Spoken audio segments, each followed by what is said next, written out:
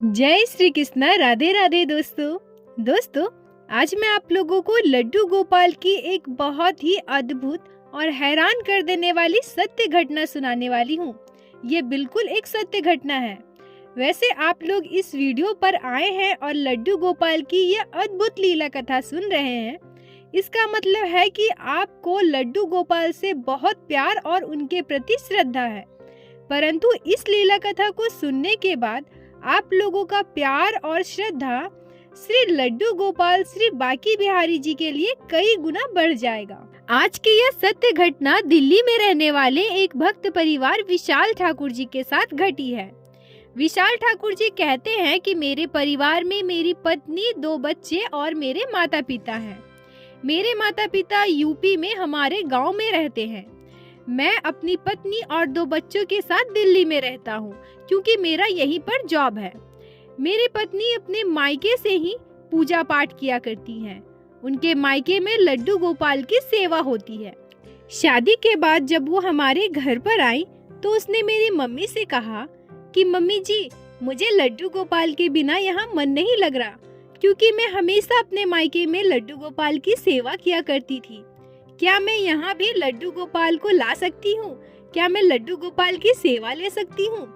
मेरी मम्मी ने कहा कि हाँ, क्यों नहीं, अगर तुम कर सकती हो, तुम चाहती हो कि तुम लड्डू गोपाल की सेवा करो, तो इसमें कोई गलत बात थोड़ी है।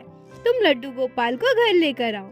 और कुछ दिनों के बाद मेरी पत्नी और मेरे मम्मी पापा के साथ हम लोग सभी वृंदावन जाते हैं और वहाँ से एक प्यारे से लड्डू गोपाल को लेकर आते हैं। हमारी शादी के लगभग 6-7 महीने के अंदर ही लड्डू गोपाल हमारे घर पर आ गए और अभी हमें 2 बच्चे भी हैं। जब हम लोग अपने गांव से शहर आए तो लड्डू गोपाल को भी अपने साथ लेकर आए।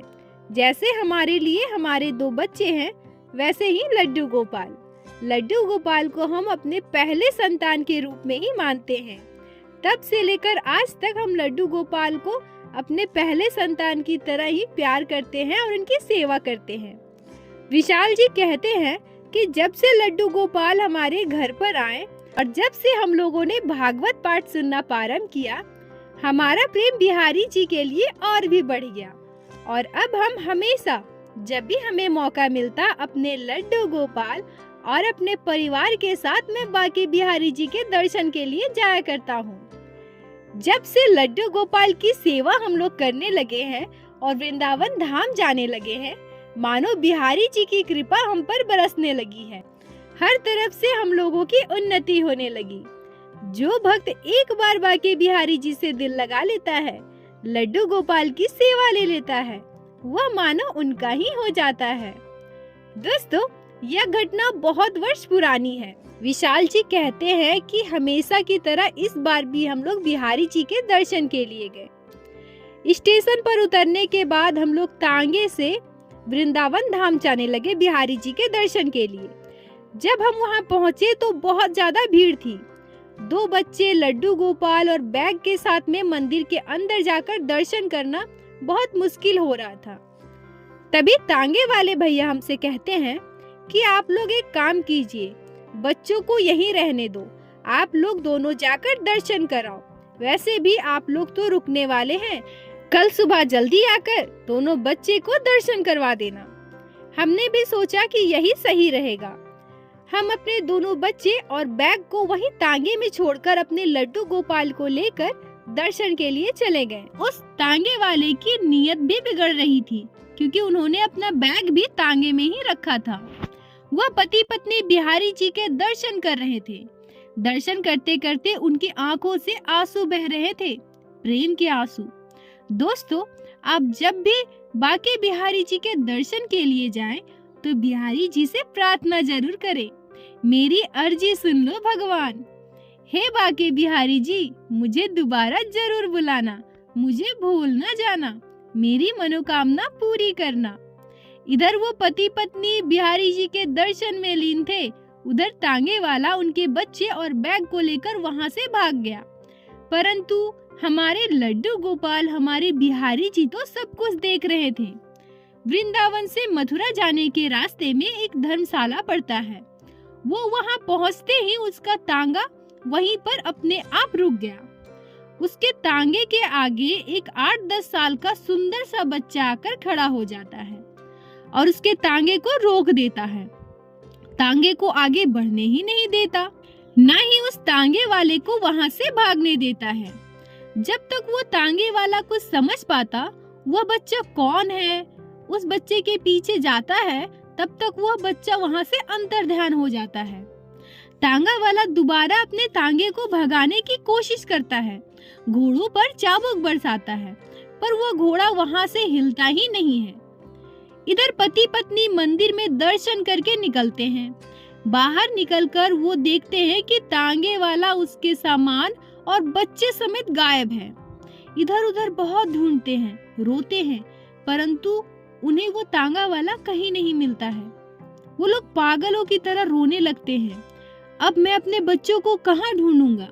वहाँ ब्रिजवासी उनसे कहते हैं कि आप लोग पुलिस चौकी में रिपोर्ट लिखवा दीजिए। विशाल जी की पत्नी उनसे कहती है कि आप रिपोर्ट लिखवाइए, मैं अपने लड्डू गोपाल के साथ बिहारी जी के द्वारे जा रही हूँ।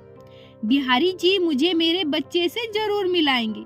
मुझे पूर्ण विश्वास है बिहारी जी पर, क्योंकि मैं बिहारी जी के भरोसे ही अपने बच्चे को यहाँ छोड़कर गई थी।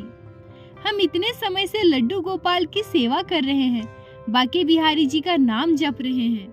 ये ऐसे ही व्यर्थ नहीं जा सकता। हमारे बिहारी जी को, हमारे लड्डू गोपाल को कोई न कोई लीला अवश्य करनी होगी। जब वो महिला मंदिर पहुंची तो देखती है कि बिहारी जी के भोग का समय हो चुका था और मंदिर का पट बंद हो चुका था।